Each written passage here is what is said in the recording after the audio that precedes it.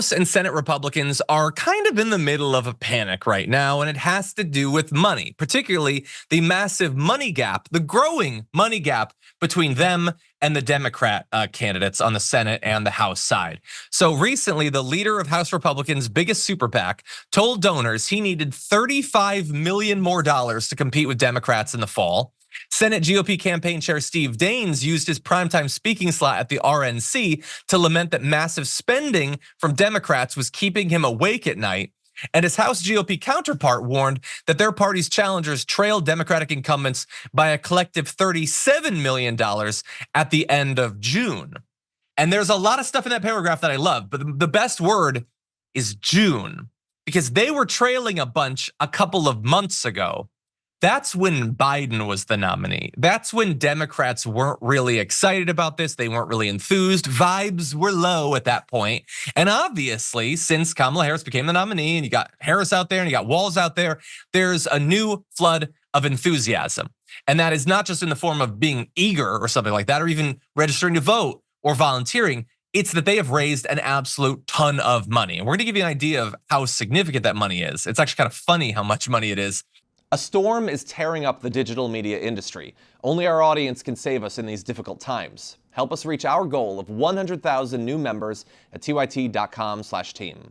First, I want to give you some more information about the position that the Republicans find themselves in. So here is the executive director of the National Republican Senatorial Committee saying the only thing preventing us from having a great night in November is the massive financial disparity our party currently faces.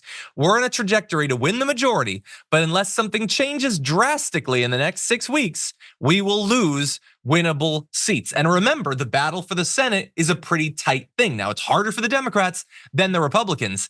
But if the Republicans are giving up winnable seats, they're probably giving up the Senate at this point. And I want to show you some of the polling for the Senate. It's looking pretty bluish these days. Now, not in all of the cases. We reported earlier this week on the situation in Montana, but in a lot of those cases, maybe a few $1 million could help to turn around some of those polling numbers. And there is money to be spent in those races, but unfortunately, it's probably not going to go to the Republicans.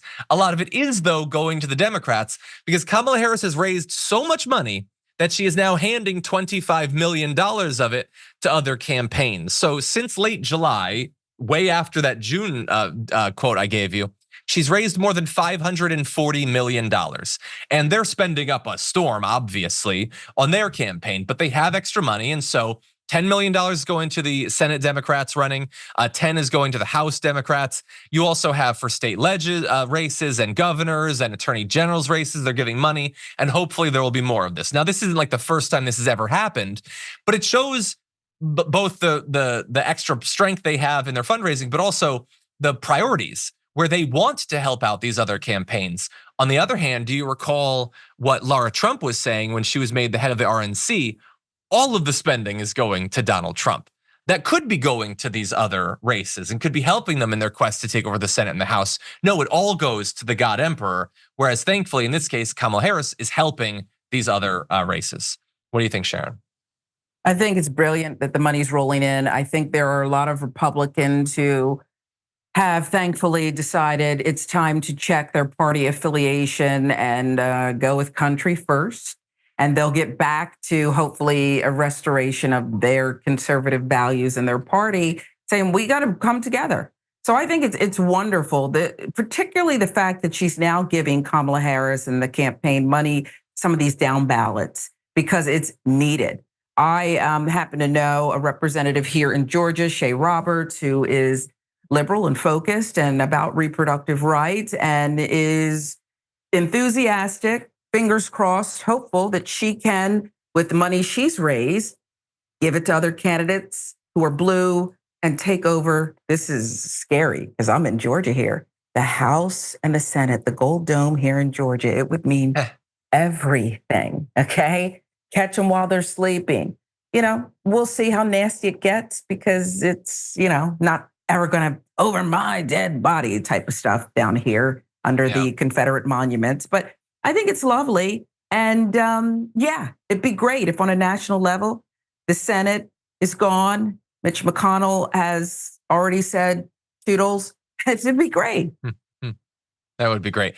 I share the hope for the future Georgia that you've sketched out there. I mean, obviously, there's been some positive things over the last few cycles. It's still difficult. There's still big areas of Georgia that are a whole thing. I mean, obviously, they've given us Marjorie Greene, but yeah, I would love to see investment in there and in the Senate races and in the House races, but also, taking over some of these state legislatures. There hasn't been sufficient investment in that in a long time.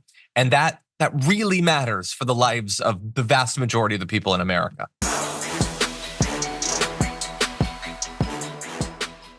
Thanks for watching our video. Did you know that you can support our show by becoming a subscriber?